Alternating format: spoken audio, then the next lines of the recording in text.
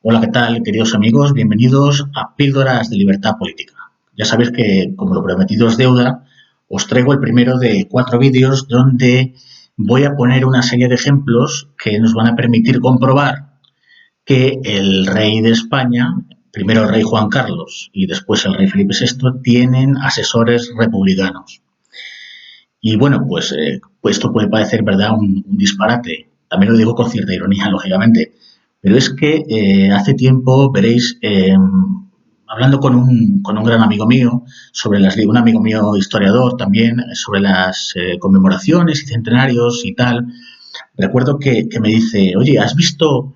Fijaos, era el año 2012, claro, y entonces me dijo, ¿has visto que el rey Juan Carlos ha acudido a la conmemoración del Bicentenario? Esto es de la conmemoración del 200 aniversario de la promulgación de la Constitución de Cádiz de 1812. Claro, yo en un principio dije, pues bueno, pues hace ya también bastante tiempo, mi conciencia política no era tan profunda, tan aguda como puede ser la de ahora. De alguna forma no me había parado a pensar tan en profundidad las cosas y dije, bueno, pues era una representación institucional, era la constitución política de la monarquía española, es lo que pone en la portada de la Constitución de Cádiz.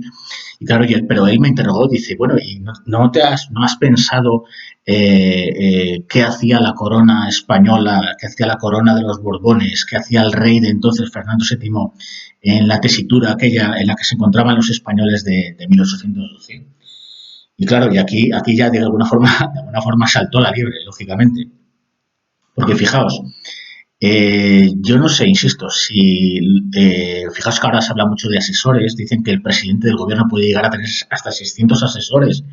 Hombre, yo entiendo que los cargos políticos, la gente con responsabilidad tenga asesores de campo económico, en el campo militar, campo institucional, campo conmemorativo, etcétera, campo cultural, que incluso les apunten los discursos. Bueno, realmente se los escriben enteros, ellos no hacen nada.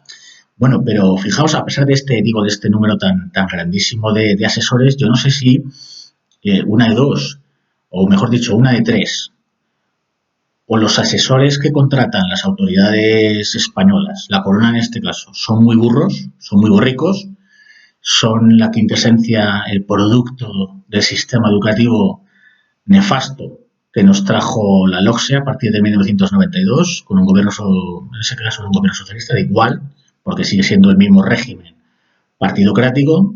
Esa es la primera opción. La segunda opción es si se creen que los españoles somos tontos eh, y que nadie abre un libro y no ha leído absolutamente nada de historia. También puede ser, no lo sé.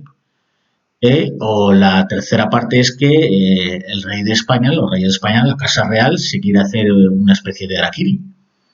Y claro, fijaos, en este primer vídeo os traigo, como os he dicho, el caso de la conmemoración del bicentenario de la Constitución de Cádiz de 1812. Si os fijáis, en la portada de mi canal YouTube, Píldoras de Libertad Política, aparece un cuadro con el momento de la proclamación, de la promulgación de la Constitución de Cádiz, el 19 de marzo, pues por eso la llamamos cariñosamente la Pepa, el 19 de marzo de 1812. Y claro, fijaos cómo se había llegado a esta situación. Pues muy sencillo, después de la invasión napoleónica, después del levantamiento de los madrileños el 2 de mayo de 1808, derramando su sangre en defensa, ojo, en defensa de la monarquía y de la religión española. ¿Dónde estaba el rey de España? ¿Dónde estaba la corona? Pues bueno, el caso es que los madrileños se levantan porque corre el rumor aquella mañana en Madrid de que el último representante de la familia real que quedaba en Madrid, que era el infante Francisco de Paula, estaba siendo de alguna forma conducido por los soldados franceses a un carruaje y el carruaje iba a salir de Madrid probablemente con destino, pues Dios sabe dónde, pero probablemente con destino donde estaba el entonces rey de España, Fernando VII, el peor rey de España, el hombre más felón y traidor a la nación, a la patria que ha existido dentro de los nefastos Borbones. Bueno, pues ¿dónde se encontraba Fernando VII? Fernando VII se encontraba en Bayona, al otro lado de la frontera, cruzando de Guipúzcoa, ¿verdad?, la frontera francesa. ¿Quién se encontraba allí también? Se encontraba su padre Carlos IV, que antes, después del motín de Aranjuez, había abdicado la corona en Fernando. ¿Y con quién se encontraban ambos?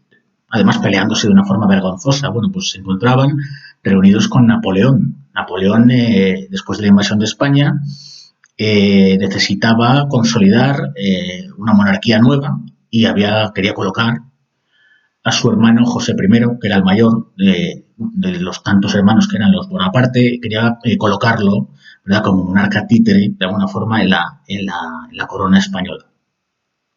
Pero claro, para esto necesitaba de alguna forma la legitimación. Entonces, primero llama a Carlos IV al castillo de Valensay. Y entonces Carlos IV le dice que no, que él ya había dedicado la corona a Fernando VII. Inmediatamente hace llamar a Fernando VII, prometiéndole un poco. Fernando VII creía que le iba a consolidar en la corona, pero nada más lejos de la realidad. Entonces llama a los dos y dijéramos en una reunión a tres, en un menes a trois, extraño, político, monárquico, imperial, pues Napoleón obliga a Fernando VII a que devuelva la corona a su padre. A su vez, la corona, a su vez Carlos IV, padre de Fernando VII, le da la corona, se la pasa a Napoleón y Napoleón se la pasa a su hermano José el llamado Pepe Botella, mal llamado Pepe Botella, porque en el fondo era un hombre con ciertas virtudes, bastantes más que las de los Borbones. Bueno, entonces, pues para colocársela a su hermano José I, que fuera rey de España. Después se promulgaría el llamado Estatuto de Bayona, que iba a complementar de alguna forma políticamente como carta otorgada, ojo, no como constitución, iba a complementar, en verdad, iba a ser las directrices, un poco la forma constitucional, en el sentido antiguo de la palabra, con que se iba a gobernar, de la forma que se iba a gobernar la nueva monarquía napoleónica en España. Pero fijaos, claro, don Juan Carlos, volvemos a 2012, está allí conmemorando una constitución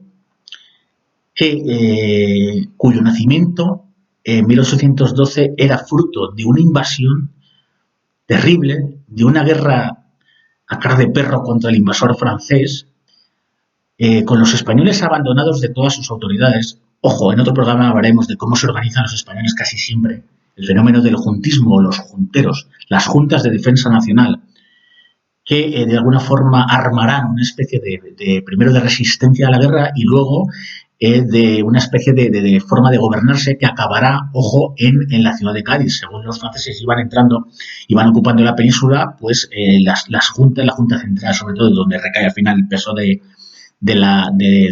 gobierno, de lo que quedaba del gobierno de la corona española, pues van bajando hacia el sur, ¿verdad? Y al final quedan en la llamada Isla de León, en Cádiz, donde finalmente se llamará a cortes constituyentes a los diputados de todas las provincias, ojo, no solo de la península, sino también de las provincias de ultramar. Esto desmiente igualmente que España tuviera colonias, sino que eran territorios de la monarquía de pleno derecho, al igual que cualquier provincia española.